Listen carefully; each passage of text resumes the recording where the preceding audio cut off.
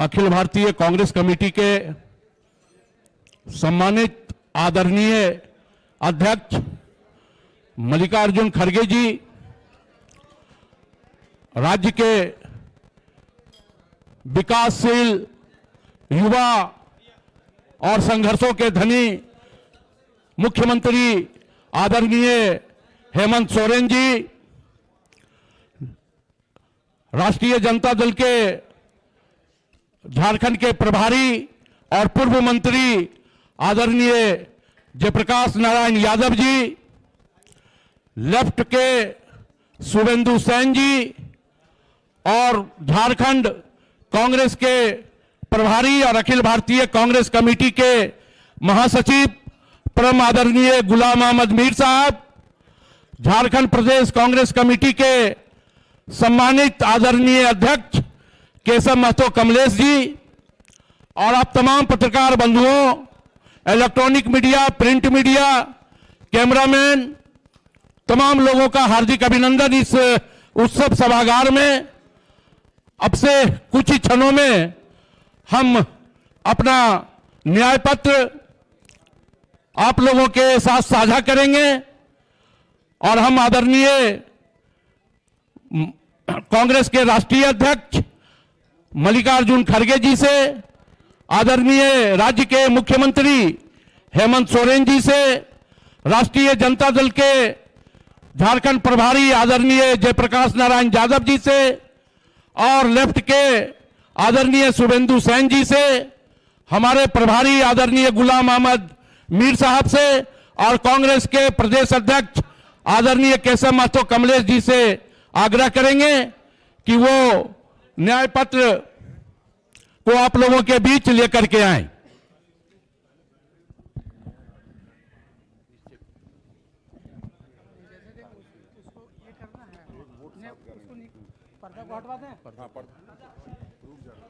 अभी रुक,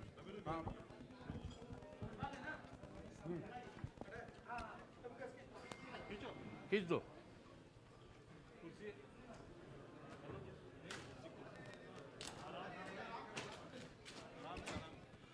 ये हम लोगों का एक वोट और 7 गारंटी है, जो गारंटी आप लोगों के बीच, हाँ, सभी लोगों से आग्रह है खड़ा होकर के, और जो हम लोगों की एक वोट और 7 गारंटी की बात है उसको प्रदर्शित करेंगे।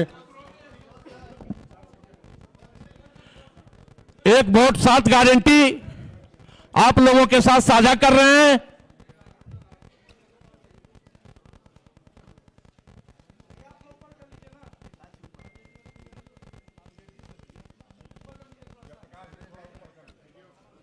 थोड़ा सा ऊपर,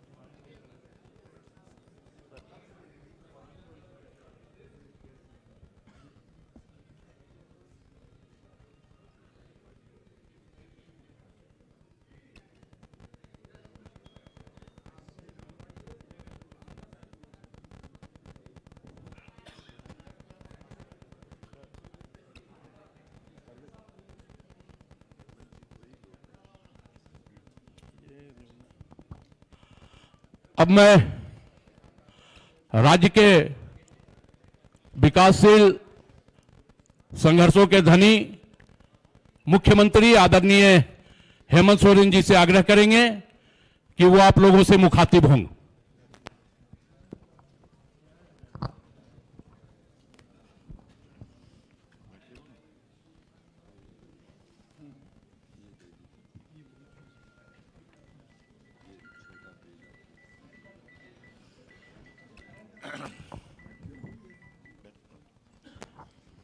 कॉन्फ्रेंस है, पब्लिक स्पीच नहीं है।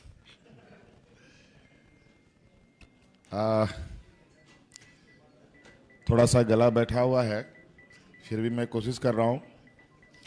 आज के इस प्रेस वार्ता में उपस्थित सभी पत्रकार मित्रों और आज इस प्रेस वार्ता की अध्यक्षता कर रहे कांग्रेस अध्यक्ष आदरणीय खड़गे साहब, यहाँ उपस्थित आरजेडी के जेपी यादव जी और वाम दल के हमारे साथीगण, हमारे झारखंड प्रभारी मीर साहब और सभी गठबंधन के साथी का मैं हार्दिक अभिनंदन करता हूं।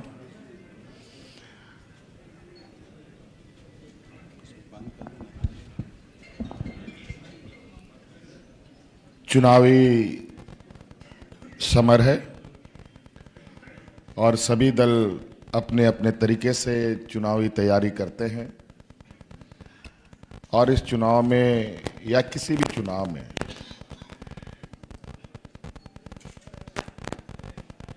दलों के द्वारा राज्य की जनता को ये बताना जरूरी है या जरूरी होता है कि अपने अपने दलों के पक्ष में वोट क्यों की जाए, मतदाता को क्या बताया जाए कि वो आपके पक्ष में वोट करे।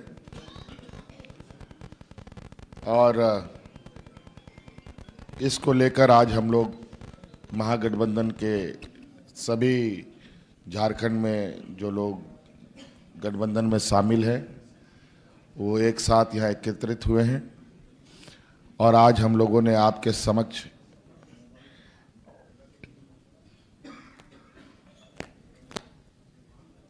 इस चुनाव के बाद आने वाले सरकार में हम लोग किन किन कामों को प्राथमिकता के साथ आगे लेके चलेंगे। वैसे तो काम हजारों होते हैं, बहुत सारे ऐसे होते हैं जो सरकार के चलने के क्रम में वो सारी चीज़ें आती हैं और उसे करना पड़ता है। तो जब सरकार बनेगी और सामने आएंगी उस बात को देखा जाएगा लेकिन एक आउटलाइन राज्य की दिशा देने के लिए हम लोगों ने ड्रॉ किया है, जो आपके सामने 7 गारंटी के साथ अभी हम लोगों ने प्रस्तुत किया।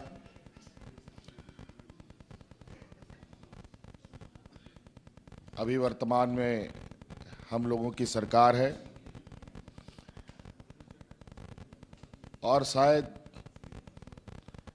वर्तमान में कई चुनौतियों के बावजूद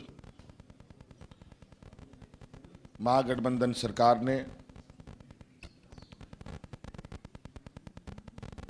जो मेरे नेतृत्व में चल रही है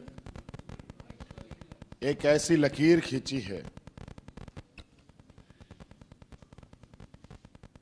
जो अलग राज होने के बाद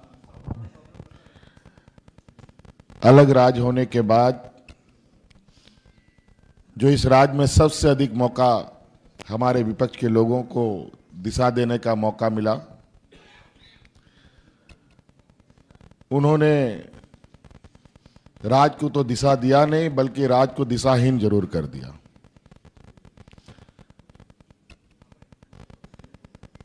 सरकार बनने के बाद कोरोना जैसा महामारी से हम जूझे, 2 साल से अधिक लंबा उसमें सरकार का जाया हुआ और उसके बाद हमारे विपक्षों का षड्यंत्र, उन सब को जवाब देते हुए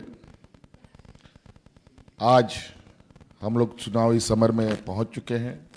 हालांकि हमारे सरकार का कार्यकाल अभी 1 महीना और होना था, लेकिन कौन सी ऐसी विकट परिस्थिति आ गई कि आज चुनाव 1 महीना पहले हो रहा है। राज्य अलग होने के बाद मुझे लगता है ये पहली बार हम इस चीज को देख रहे हैं और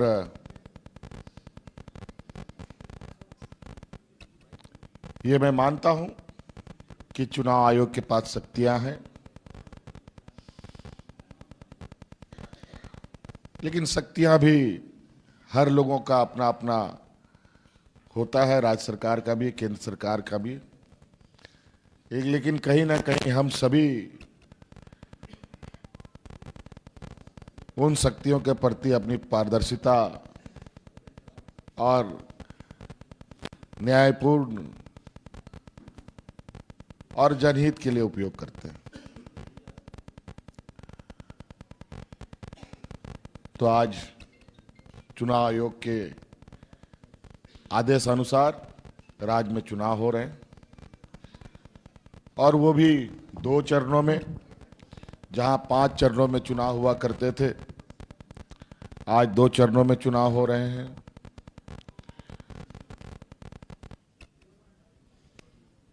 और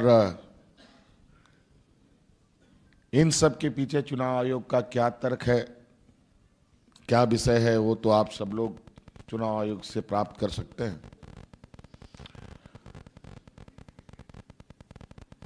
लेकिन अब समय धीरे धीरे आगे बढ़ रहा है और हम लोग आज आपके समक्ष इस राज्य के लिए आने वाले सरकार का एक आउटलाइन जो हमने ड्रॉ किया है वो आपको दिखाया जा रहा है और इससे भी कहीं गहराइयों में जाकर राज्य सरकार काम करेगी, क्योंकि झारखंड देश के सबसे पिछड़े राज्यों में से एक है।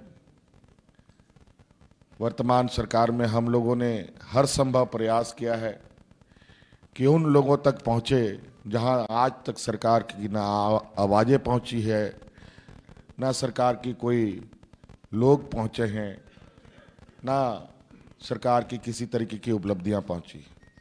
हम लोगों ने वहां तक पहुंचने का काम किया और आज आप देखेंगे पूरे राज्य में लोगों के चेहरे पर मुस्कान है, उत्साह है और इसी उत्साह उमंग के साथ आज चुनाव में सभी लोग हिस्सा ले रहे हैं और बाकी विस्तृत रूप में हमारे आदरणीय खड़गे साहब विषय को बात को रखेंगे।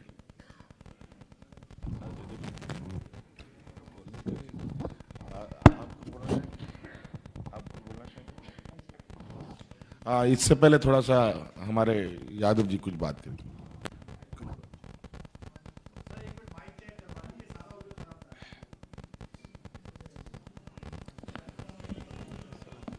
कांग्रेस के राष्ट्रीय और सम्मानित अध्यक्ष आदरणीय मल्लिकार्जुन खड़गे साहब जी, झारखंड प्रदेश के माननीय मुख्यमंत्री और झारखंड प्रदेश के आन बान और शान माननीय हेमंत सोरेन साहब जी और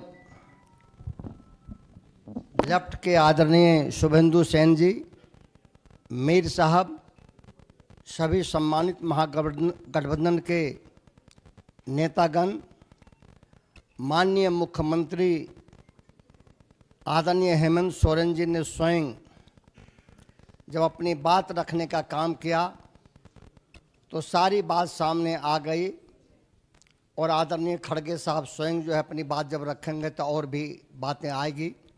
मुझे राष्ट्रीय जनता दल की ओर से राष्ट्रीय अध्यक्ष आदरणीय लालू प्रसाद यादव जी ने और हमारे दल के नेता श्री तेजस्वी प्रसाद यादव जी ने नामित किया है और इसमें शामिल होने का मौका मिला है। झारखंड प्रदेश को बढ़ाने में और हर को सम्मान देने में जो महागठबंधन के माननीय मुख्यमंत्री हेमंत सोरेन जी ने काम किया है वह सराहनीय है और वह सराहनीय ही नहीं है बल्कि 1 वोट 7 गारंटी की योजना और भरोसा बरकरार गठबंधन सरकार पुनः जो है माननीय हेमंत सोरेन जी के नेतृत्व में महागठबंधन की सरकार आएगी और यहाँ जो नफरत फैलाने वाली ताकत है उसका ठौर ठिकाना नहीं रहेगा। इतना ही मुझे कहना था।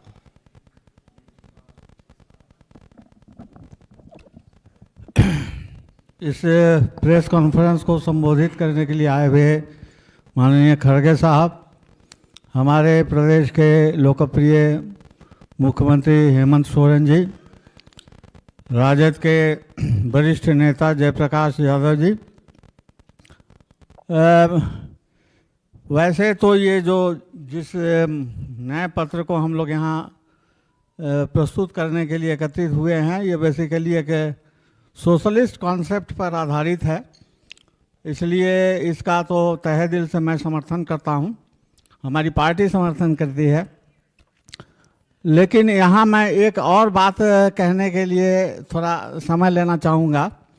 अभी हाल में बहुत कम दिन हुआ, हमको डेट ठीक से याद नहीं है, रांची के प्रेस क्लब में इसी तरह से इंडिया गठबंधन की ओर से एक संयुक्त प्रेस कॉन्फ्रेंस हुई थी। उस प्रेस कॉन्फ्रेंस में हमने कहा था कि ये जो एक हिस्टीरिया का मरीज के जैसा बिहेव कर रही है बीजेपी इस चुनाव में, उसके पीछे जो कारण है वो कारण है कि उनका एक हिडन एजेंडा है। अब वो हिडन एजेंडा क्या है, उसका एक छोटा सा तस्वीर आपको आज का एक वाकया से सुना देना चाहता हूँ। आज बड़का गांव में एक चुनावी सभा को संबोधित करने के लिए यूपी के मुख्यमंत्री योगी जी आए हुए थे और उनका स्वागत के लिए वो जो एक भाड़े पर लिया हुआ कैंडिडेट है बीजेपी के द्वारा, रोशन लाल जी, तो उन्होंने करीब 1 दर्जन बुलडोज़र वहाँ उपस्थित किया और उस हर बुलडोज़र में बीजेपी का झंडा था। मैं समझता हूँ ये बहुत सिंबॉलिक है और इसका जो संदेश है उस संदेश को सब मतदाताओं को बहुत बढ़िया से समझ लेना चाहिए कि अगर उनकी सत्ता कायम हो गया इस राज्य पर तो ये बुलडोजिंग का एक पूरा अध्याय शुरू होगा और ये सिर्फ मुस्लिमों के खिलाफ टारगेटेड नहीं रहेगा। मैं समझता हूँ कि जो जितने भी झारखंडी है, आदिवासी है, मूलवासी है, ये सारे लोगों के खिलाफ एक बुलडोजर राज शुरू करने के लिए ये एक सिंबॉलिक प्रोग्राम था और मैं समझता हूँ कि इसका बहुत गंभीरता से लिया जाना चाहिए। और आपके माध्यम से मैं चुनाव कमीशन से एक और दरख्वास्त करूँगा, वो है कि ये जो हेमंत बिश्व शर्मा है, वैसे लोग अब कहने लगे हैं कि ये विश्व शर्मा है, तो इनको झारखंड के लोग इनको एक तरह से पर्सोना नॉन ग्राटा घोषित कर दिए हैं, अवांछित व्यक्ति के रूप में। और मैं चुनाव आयोग से घोषणा करूंगा कि इस चुनाव में हर तरह का काम से उनको बरी किया जाए, उनको अलग किया जाए, तो शायद एक बेहतर चुनाव हम लोग यहाँ कर पाएंगे। इन्हीं बातों के साथ मैं अपनी बात समाप्त करता हूँ। सभी को लाल सलाम।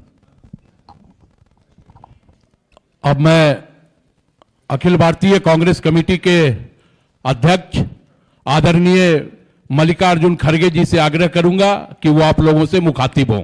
आदरणीय मल्लिकार्जुन खड़गे जी।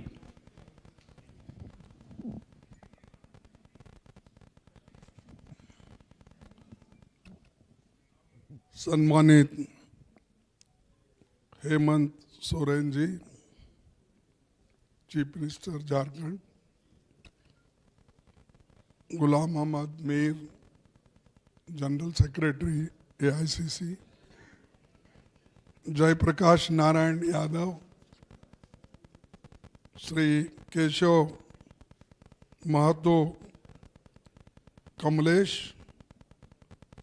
और शुभेंदु सेन जी और मीडिया के मेरे सारे दोस्तों और यहाँ पर जो पधारे हैं बहुत से इम्पोर्टेंट लीडर्स, अभी आपके सामने हेमंत जी अपने विचार रखे और कैसा उन्होंने इस राज्य का कारोबार संभाला, कोविड से लेकर अब तक या जेल से लेकर अब तक सारी चीजें उन्होंने अपने प्रेस कॉन्फ्रेंस में यहाँ पर रखा। यह हमारी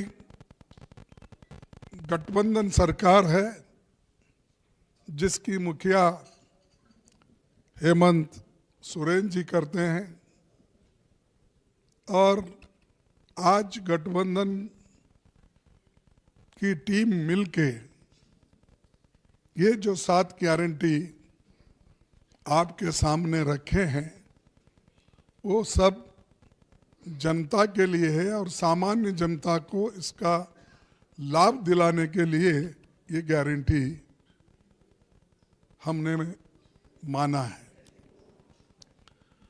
और ये ऐसी गारंटीज है जो डुएबल हम कर सकते और हमारे बजट के अनुसार ही उस पे आधारित हम ये जो गारंटीज है ये जनता के सामने रखें। तो मोदी साहब का हमेशा जब हम कुछ गारंटी की बात करते हैं तो उसको फौरन उसके ऊपर टीकास्त्र करते हैं। कल शायद या परसों कल यहाँ आए थे झारखंड में, उन्होंने अपने विचार रखते हुए या भाषण देते हुए मेरा भी उन्होंने जिक्र किया कि कांग्रेस के लोग जो गारंटी देते हैं उसका कोई भरोसा नहीं। और ये बात खरगे साहब ने बेंगलोर में कही। देखिए, हम जो गारंटी देते हैं वो निभाते हैं, अनुष्ठान में लाते हैं, लेकिन मोदी जी जो गारंटी देते हैं और कहते हैं ये मोदी की गारंटी, उन्होंने कभी अपना वायदा पूरा नहीं किया। चाहे वो 15 लाख की बात हो, चाहे वो 2 करोड़ नौकरियों की बात हो, चाहे वो अपना डिमोनेटाइजेशन के वक्त उन्होंने जो बात की थी और किसानों का एमएसपी मैं दुगना करूंगा। अगर उस वक्त एक बात भी उन्होंने बहुत धैर्य से किए, बहुत कॉन्फिडेंस से किए, कोई प्राइम मिनिस्टर ऐसा नहीं कर सकता। एक बहादुर प्राइम मिनिस्टर ही कर सकता है। जब वो अपनी बात रख रहे थे पार्लियामेंट में, तब उन्होंने ये बात की थी 100 दिन में अगर मैं जो ये वचन दे रहा हूं, अगर वो मैं फुलफिल नहीं किया तो आप मुझे किसी भी चौरस्ते पे, चौरस्ते बोलते ना, चौराहे पे, तो मुझे सजा दो। अब आप ही बोलिए झूठ कौन है? अरे एक प्राइम मिनिस्टर ऐसा बात करके झूठ पे झूठ, झूठ पे झूठ। जब 2 करोड़ नौकरियों का सवाल भी आया तो उनके सलाहकार भी है, उनके होम मिनिस्टर भी है, उनको कई लोग, उनके बीजेपी वाले उनको कहते हैं चाणक्य का नाम दिए, जिस होटल में बैठे हैं इसी का होटल का नाम भी चाणक्य है नहीं। तो वो चाणक्य ने ये बोला कि मैं, ऐसा हम नहीं बोले, वो सब चुनावी जुमले हैं। चुनाव में ऐसी बातें बोलते हैं तो उसको सीरियस नहीं लेना चाहिए। अब ये सवाल हमारे पास आता है, मोदी जी जो बोल रहे हैं, झारखंड में हो किसी और जगह हो या उनके चेले चपाटे कोई भी हो, जो कहते हैं, फिर ये सच है सच नहीं है, ये तो उन्होंने कहा, जुमले है कहा। तो हम जुमलेबाजी नहीं करते। हमने यूपीए गवर्नमेंट थी, तब भी हमने मजदूरों के लिए नरेगा का वायदा किया, निभाया और करोड़ों लोगों को उसका फायदा हुआ। हजारों लोग रोज काम करते थे। ये तो सच है, ये तो बड़ी बात है। फिर हमने फूड सिक्योरिटी एक्ट लाया और इम्प्लीमेंट भी किया।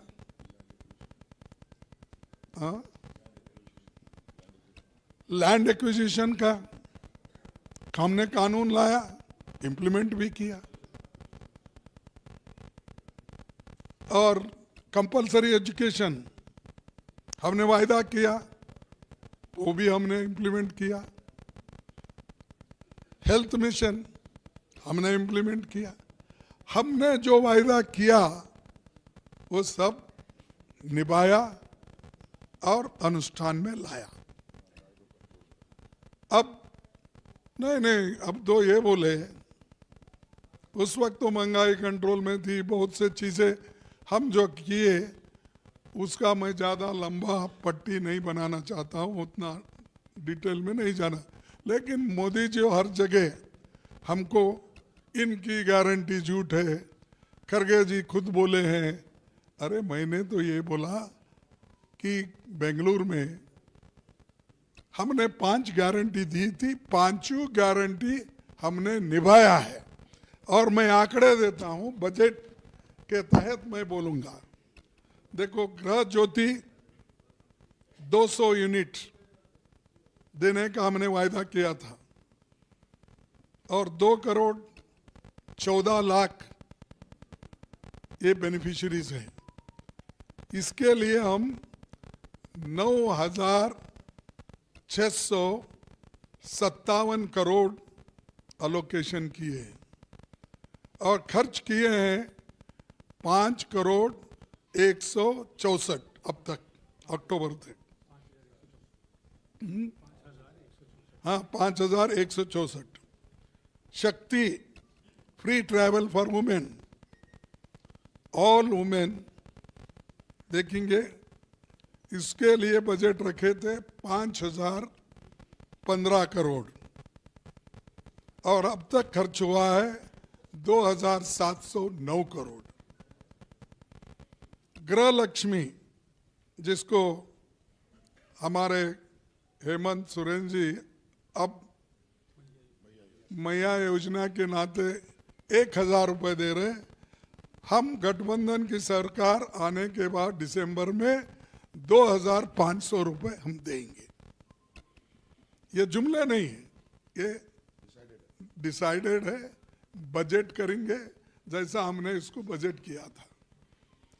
उसी के बाद अन्य भाग्य, इसमें एडिशनल 5 केजी फूड हमने देने का वायदा किया था, वो भी हम दे रहे हैं। उसमें खर्च हमारा हुआ 2,582 करोड़।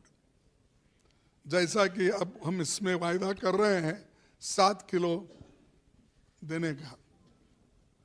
यहाँ पर यू निधि, इसको 650 करोड़ हमने रखा था, उसमें 108 करोड़ खर्च हुआ।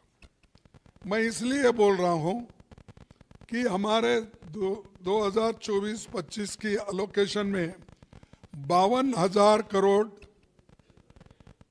हमने रखा है, जिसमें अक्टूबर तक 24,017 करोड़ यानी 47% खर्च हुआ है। ये जुमला है और वो मोदी जी हर जगह बोलते फिर रहे महाराष्ट्र में गए, खरगे जी ने ऐसा बोला, यहाँ पर आ गए, खरगे जी ने ऐसा बोला। अरे खरगे जी ने सच बोला और इसको हम निभा के रखेंगे और पैसे दे रहे हैं। ऐसा ही हमारे झारखंड में जो बोले हैं वो हम करके दिखाएंगे। यह हमारा दिल से निकलता है, कमिटेड है, हम गरीबों के और कमिटेड है।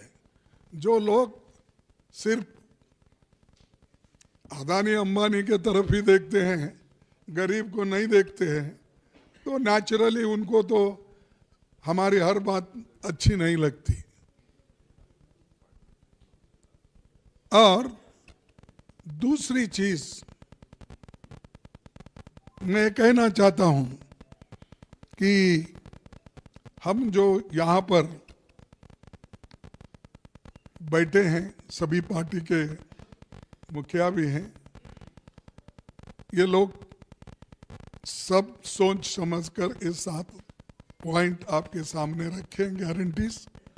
इस गारंटी को हम करके दिखाएंगे। उसके अलावा भी बीच में और 2-4 चीजें आने वाली है जो युवाओं को और हमारे स्टूडेंट्स को जो फायदा मिलेगा, वो भी हेमंत जी बाद में उसको डिक्लेयर करेंगे। ऐसा हम आज जो काम पहले किए हैं, अब आगे भी जो करने वाले हैं, वो आपको हमने बताया है। इसीलिए मैं आपका ज़्यादा वक्त नहीं लेता और बस इतने गारंटी तो पढ़ूंगा, यहीं है ना, इधर है ना, यही ना, पढ़ो आप पढ़ो, मैं पढ़ दूं, पढ़ो।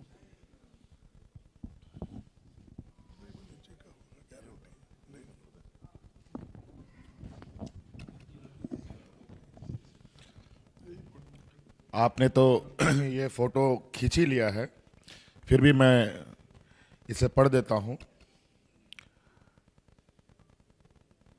जो सरकार, जो हमारे गठबंधन के साथियों ने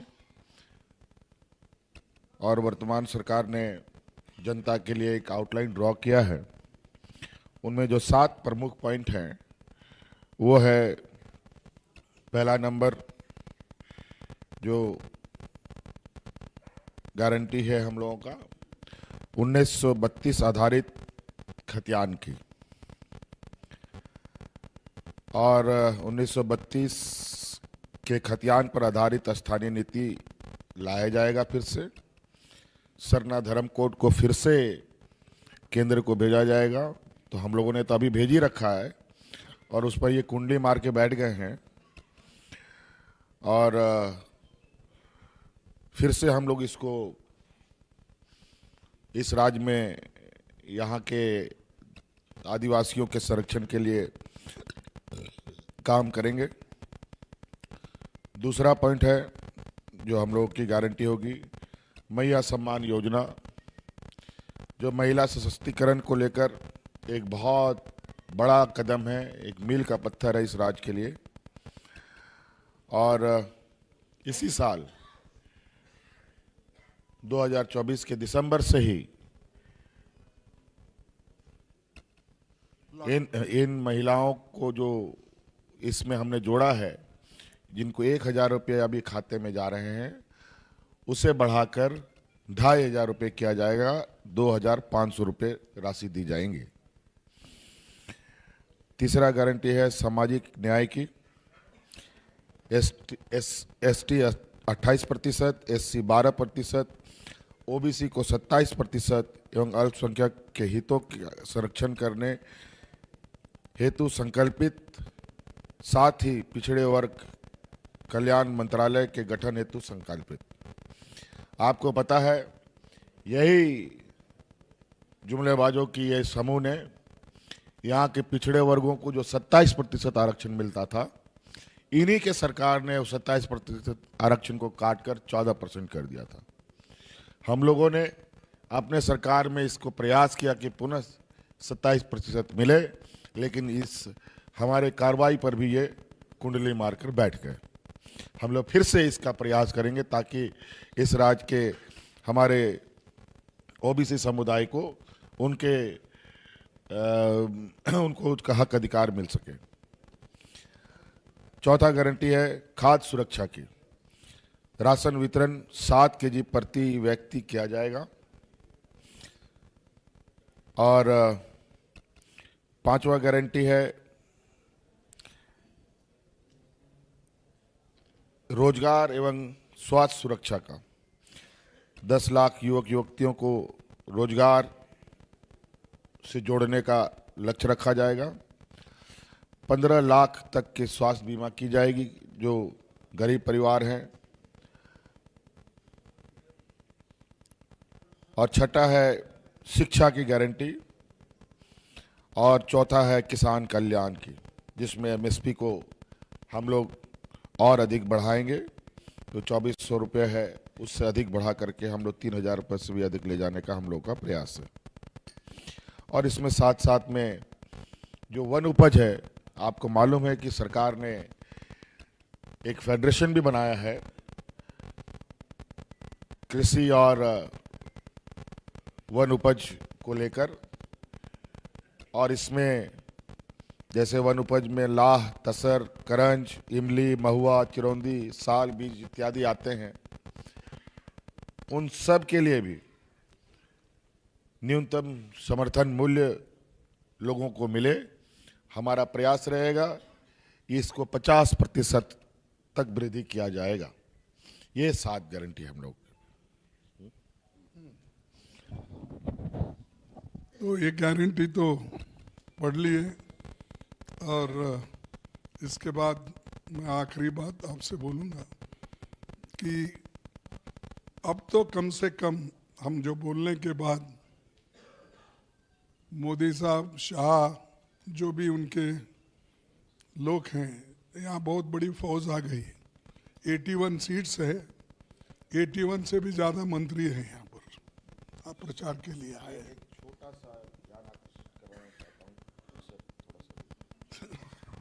एक छोटा सा ध्यान आकर्षित कराना चाहूँगा आप लोगों को।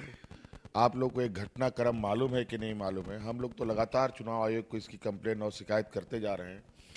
हेट स्पीच को लेकर के हम लोगों ने चुनाव आयोग के दरवाजे भी खटखटाए। चुनाव आयोग कान में तेल डाल के बैठे हुए हैं। खैर, अब उनका राज चल रहा है। लेकिन बड़ा विचित्र बात मुझे कल परसों रात की घटना मेरे संज्ञान में आया कि यहाँ पर चुनाव आयोग द्वारा देश के विभिन्न कोने से फोर्स को यहाँ लाया, डिप्लॉय किया गया है। बड़े तादाद में यहाँ फोर्स आए हुए हैं अलग अलग जिलों में। और अभी जो मुझे जानकारी कल मिली कि सिमडेगा जिला में आधी रात को वो जवान अपने कैंप से बाहर निकलते हैं और पूरे शहर में AK-47 से गोली चलाते हैं। ये कहीं ना कहीं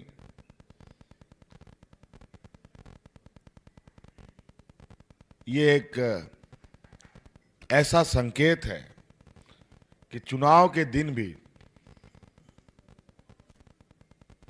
एन केन प्रकारेण मतदाताओं को डराने, धमकाने, ये बात चुनाव आयोग को सुनिश्चित करना चाहिए कि वो किस तरीके के फोर्सों को, पदाधिकारियों को डिप्लॉय कर रहे हैं। अभी कुछ दिन पहले ही ये चुन चुन के ऑब्जर्वर भेजते हैं, चुन चुन करके फोर्स भेज रहे हैं। कुछ दिन पहले ही जमशेदपुर में एक घटना घटा, ऑब्जर्वर के खिलाफ शिकायत की गई, उस ऑब्जर्वर को हटाना पड़ा। और यहाँ बड़ा ही विचित्र स्थिति है, लेकिन हमें पूरा विश्वास है हम लोगों ने काम किया है। इस काम के आधार पर इस चुनाव को अंजाम तक पहुंचाएंगे। लेकिन ये इस तरीके के पदाधिकारी आ रहे हैं, कोई मीडिया के अखबारों में नहीं, कोई चैनलों में नहीं। आप सब लोग लोकतंत्र के चौथे स्तंभ के रूप में गिने जाते हैं। इतनी बड़ी घटना घटी और वो एक ऐसा शांत जिला है जहां लोग बहुत शालीनता से रहते हैं, वहां गोलियों का बौछार होता है। ये बहुत बड़ा संकेत है आने वाले चुनाव में सरकारी तंत्रों का दुरुपयोग। सर ठीक है, ठीक हो जो उन्होंने कहा और सभी ने कहा। अगर आपको इसके बारे में कुछ कहना है तो जिसको संबोधित अगर कोई प्रश्न है तो एक एक करके प्लीज, एक एक करके, एक मिनट एक एक करके।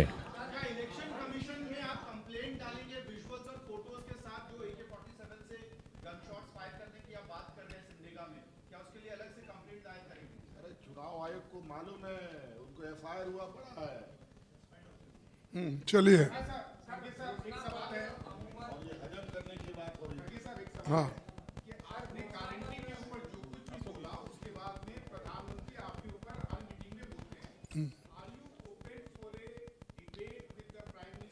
yes, in Bangalore let him come. I will take one side, but standing होना चाहिए थोड़ा, क्योंकि बैठ के मज़ा नहीं आता। वो एक तरफ ठहरेंगे, मैं एक तरफ ठहरूंगा। मेरे पार्लियामेंट में जो मैं कहता हूँ उसका जवाब नहीं देते हैं, इसका क्या जवाब देंगे? फिर भी मैं रेडी हूँ, आप तय कीजिए कौन से जगह पे बेंगलोर में मैं वहाँ आता हूँ, उसके उनके पूरे उत्तर देता हूँ और उनको भी मेरे प्रश्न का उत्तर देना चाहिए।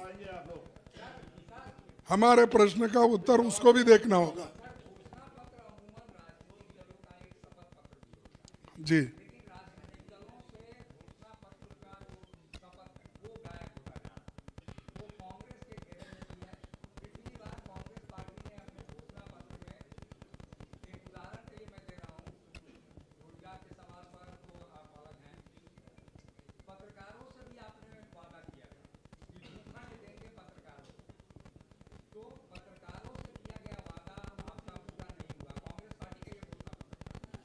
एक महीना पहले चुनाव हो गया, अगर एक महीना और चलता तो भी पूरा हो जाता।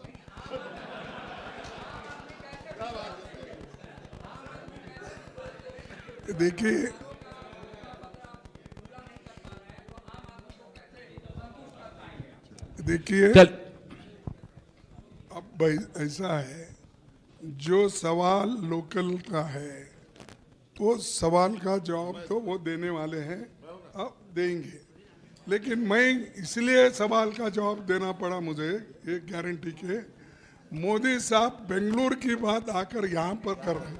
नहीं नहीं सुनिए, अरे मेरी पार्टी के जो भी गोप जी प्लीज नहीं एक सवाल पूछें जब आप। नो, मेरे पार्टी का भी किया है तो निभाएंगे, क्योंकि आगे भी हम इनको ही चीफ मिनिस्टर बनाने वाले। धन्यवाद, शुक्रिया, आभार, थैंक यू।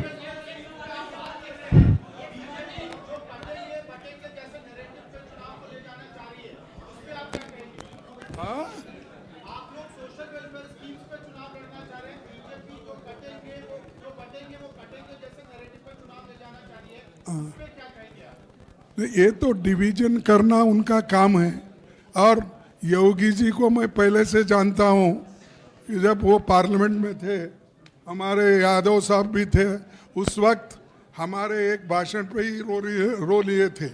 फिर बाद में स्पीकर ने उनको समझाया, अरे वो बुजुर्ग आदमी है, क्यों उनसे लड़ते हो, चुप बैठो बोल के। देखो ये सब डिवाइड करने का है। अगर कोई यहाँ इस देश में डिवाइड करने की बात कर रहा है तो सिर्फ मोदी, योगी, शाह अपने वोटों के लिए लोगों को बांट रहे हैं, डिवाइड कर रहे हैं, जाति जाति में झगड़ा लगा रहे हैं, धर्म धर्म को अलग करने की बात कर रहे हैं, और जो चीज़ उनको करना चाहिए वो नहीं करते और ये चीज़ कर रहे हैं।